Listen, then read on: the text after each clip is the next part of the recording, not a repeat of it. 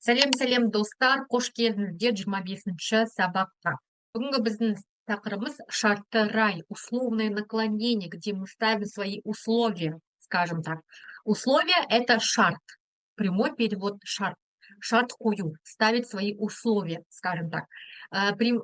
Когда мы говорим свои условия, это будет если.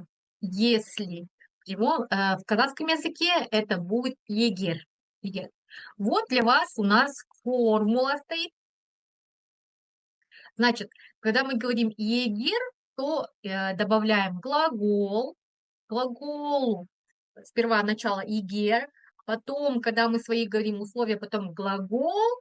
Глагол добавляем са, либо же се, окончание, плюс личное окончание 2 называют.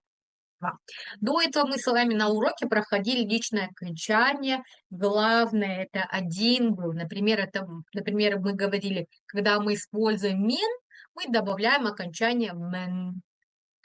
Сен, сен, сес, сез.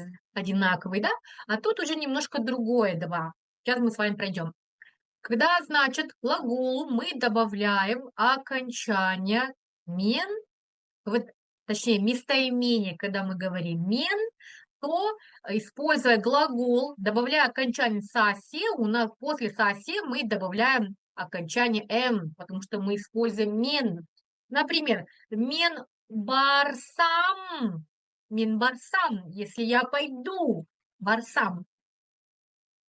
Или же без кель, келю приходить, кельсек, если мы придем, кельсек, келю приходите.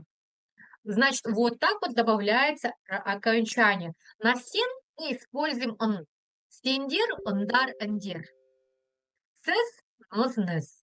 Сездер, ноздар, нездер. И ол, когда мы используем олар, то это нулевое окончание. Очень легко. Сасе добавляем окончание. Это тут уже не смотрим ни на какой звук заканчивается слово. Просто на любое мы ставим. И все. И все. На любое. Главное, мы должны смотреть, если твердое слово, то са, если мягкое слово, то се. Так. Ага. Елиса, теперь давайте мы с вами пройдем личное окончание 2. Когда мы используем, чтобы было понятие с личным окончанием, которое мы с вами до этого проходили, и личное окончание 2. Вообще личное окончание 2 мы используем в двух случаях. Это прошедшее время. Мы с вами это проходили, можете еще раз пройти и посмотреть урок. Когда мы используем ДД и ТТ окончание, то мы используем второе личное окончание 2. Например, бардым, бардык и так далее. И когда мы используем условное окончание са-се, когда добавляем, вот в двух случаях. Теперь, до этого мы с вами проходили личное окончание 1, точнее, который главный, который мы часто используем. Да, и, в принципе, мы всегда используем ее. Тут у нас было, значит, на мен мы использовали мн, ну, и еще также есть бн-бн, пн-пн, да. На без у нас есть мз-мз. Ну, конечно же, еще есть скобочки, которые показывают без-без-без-без. На сен, хэн, сэс, и так далее, да, которые я говорила. Это мы используем в частности, часто используем. А личное окончание 2 только в двух случаях. Это, вот обратите внимание, на мен уже сокращается до м. На без, когда мы говорим без, к сокращается до к, либо к. К, когда твердый, к мягкий, даже по звучанию, да, когда мы говорим к, она твердая, к, она мягкая по звучанию. На син она уже сокращает до он. Если здесь было сон, то здесь он. Сендир, ондар, андир. Обратите внимание, здесь сондар, сендир было. А тут уже ондар, андир. На сис уже у нас исходит, немножко меняется на ноз, нез. Сдир, наздар, наздир и олар, нулевое окончание. Тут ничего не меняется. Вот так. Значит, личное окончание 2 меняется, немножко меняется. Схожество есть, но все равно она немножко сокращается и меняется. Давайте мы с вами обратно вернемся на шарт-раль, условное наклонение, когда мы используем условное наклонение. Вообще, как мы используем? Пример переведем. Вот у вас наверху формула, глагол добавляем «саси», личное окончание 2. А егир это «если». В принципе, в казахском языке, если мы ставим окончание правильно, то мы можем егир убрать. И все равно мы уже понимаем без этого егер, если, то мы понимаем, что человек ставит свои условия, скажем так. И первое предложение у нас стоит «Сен кельсен менди келем». Если ты придешь, я тоже приду.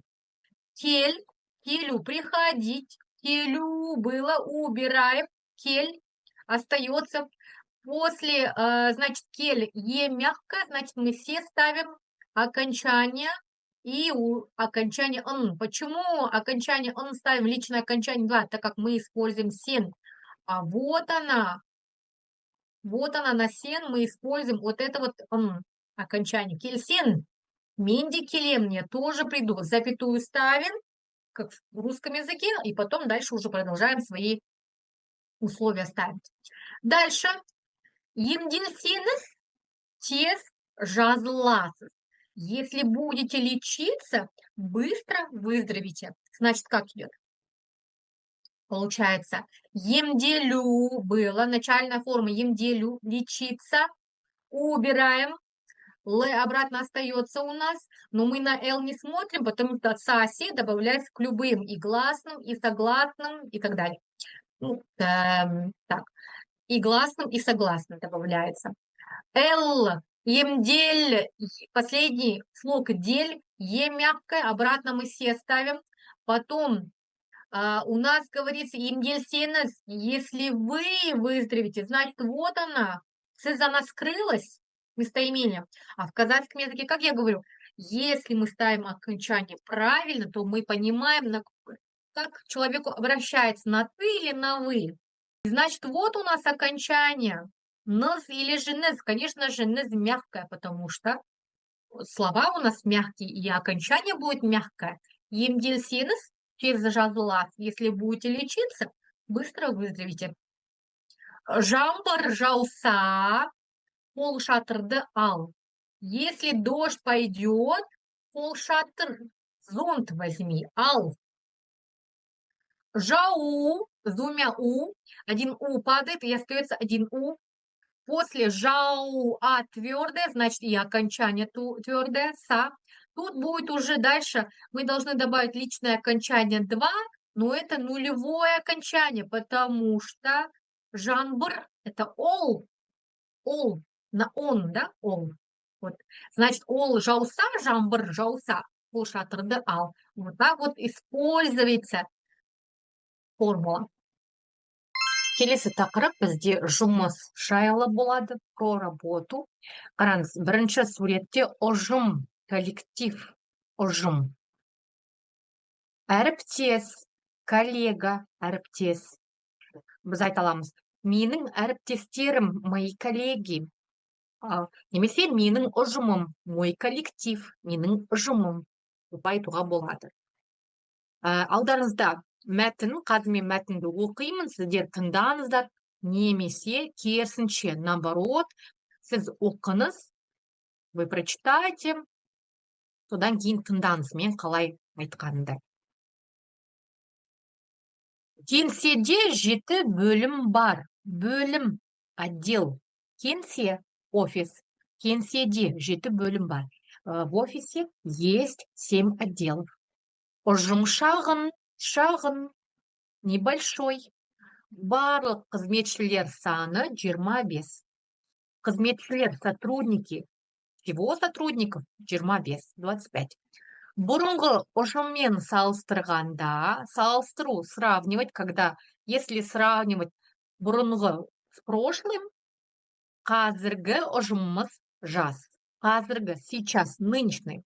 Ұжымымыз жас молодой. Былтырдан бері жастар көп келді.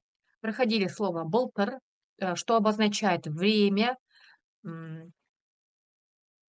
с прошлого года. Жастар көп. Жас молодой, жастар молодежь. Много молодежь пришли. Жас мамандардың барлығы жоғары білімді. Жас мамандар, молодые специалисты, барлығы жоғары білімді. Жоғары, высший, высокий и высшее образование или же образованные. Жан-жақты, разносторонние, сауатты, грамотный. Және іскер. Іскер, что обозначает деловые или же деловитый, скажем так. Сонымен қатар ұжымда бірнеше жылдан бері, несколько лет, бірнеше жылдан бері. Также в коллективе несколько лет еңбек етіп, еңбек это обозначает труд, еңбек ету, работать, трудиться. Келе жатқан қызметкерлер де бар. Есть сотрудники, которые трудятся уже несколько лет. Олар жастарға қарағанда. Қарағанда уже тоже сравнение. Смотря чем молодежь, өте тәжірибелі, опытные, или же можем сказать как большим опытом. Кәсіби деңгейлері жоғары. Кәсіби, профессиональный. Деңгей – это уровень. Высокий профессиональным уровнем. Және білікті мамандар. Білікті, квалифицированные специалисты. Маман – специалист. Мамандар – специалисты. Жастардың тәжірибесі аздау. Тут уже идет сравнение. Аз – это мало, аздау – поменьше. Тәжірибе обратно – это опыт. Жастар – это молодежь. У молодых специалистов меньше опыта. Сондықтан олар тәлімгерлер бекітіліп берілген. Поэтому им назначено тәлімгер, наставник. Им назначено наставники. Бекіту – это прикрепить. И можно сказать, как прикреплены. Ну или же назначены. Ұжымдағы әр маман өзіне жүктелген міндеттерді жауапкершілікпен атқарады. Жауапкершілік от слова жауап, ответ, жауапкершілік, ответственность. Каждый сотрудник коллектива ответственно выполняет возложенные на него обязанности. Міндеттер. Обязанности.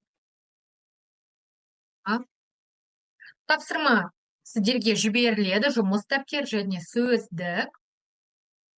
Сабаққа қатысқандарыңыз үшін рахмет. Сау болыңыздар.